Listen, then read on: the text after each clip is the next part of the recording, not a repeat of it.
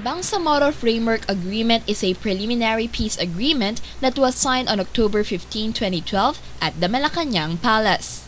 The framework agreement called for a new political entity that will replace the Autonomous Region of Muslim Mindanao, or ARMM, which was described by President Benigno Aquino III as a failed experiment.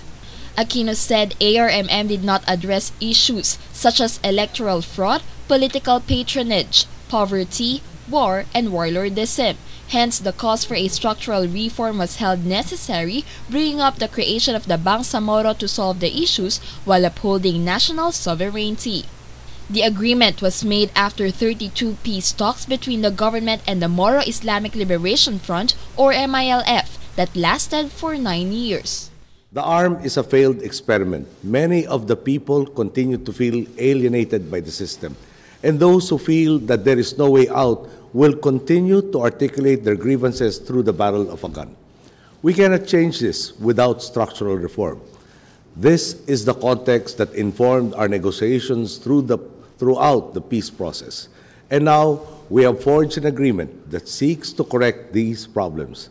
It defines our parameters and our objectives while upholding the integrity and sovereignty of our nation. Government Peace Panel Chair Morvic Leonen and the Moro Islamic Liberation Front Chief Negotiator Mohagir Iqbal signed the peace agreement at the presence of President Aquino, Malaysian Prime Minister Najib Razak, MILF Chair Alhaj Murad Ibrahim, and Secretary General Ekmeledin Isanoglu of the Organization of Islamic Cooperation.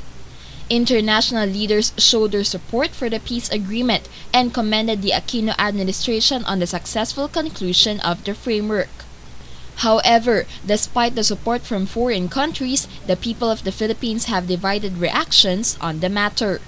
In a report published online, Attorney Perfecto Yasay Jr., former chairman of the Security and Exchange Commission, raised several concerns over the peace agreement, including its alleged failure to uphold the Constitution, the legal parameters of the Bangsamoro model, and the need for constitutional amendments. Moro National Liberation Front, or MNLF leader and former ARMM Governor Nur Miswari also slammed the peace agreement, saying that it is illegal, believing that the framework deal violated international laws. Despite several objections in the Bangsamoro Framework Agreement, the peace deal was still signed and a new political entity was established in Mindanao.